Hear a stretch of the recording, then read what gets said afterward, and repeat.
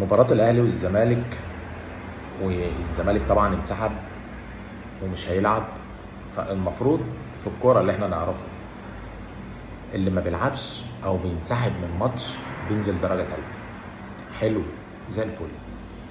طيب دلوقتي الزمالك مش هيلعب الأهلي، والمفروض إن هو هينزل درجة تالتة، لكن قال لك في مادة وفي قانون وفي مش عارف ايه بيقول إن هو ينسحب عادي أو ينسحب من الدوري ويلعب الدوري اللي بعده، على كلام الاعلام بقى وعلى كلام القوانين اللي هم بيفتوا فيه.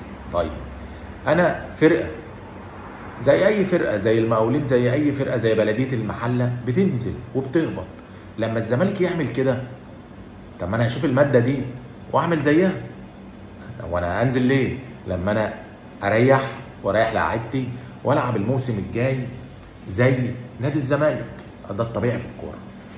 فانت الزمالك لما يعدي الماتش ده، ولو قال لك انا هلعب الموسم الجديد في الدوري الممتاز مش هتعاقب ولا هنزل درجه ادنى، يبقى الانديه اللي تحت كلها هتعمل كده.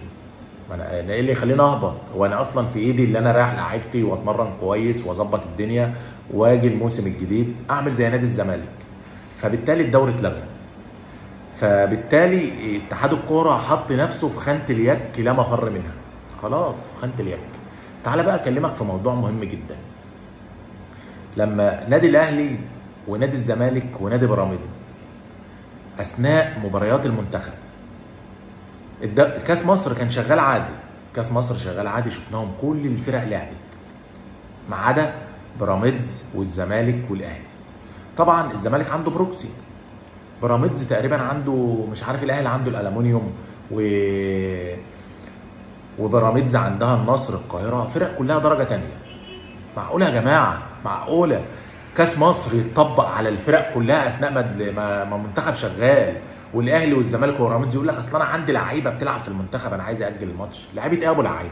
لعيبه ايه يا ابو لعيبه؟ ده انت الناس اللي بتطلع بره السكور خارج القايمه ثمنهم بثمن الفرق اللي انت هتلاعبها دي.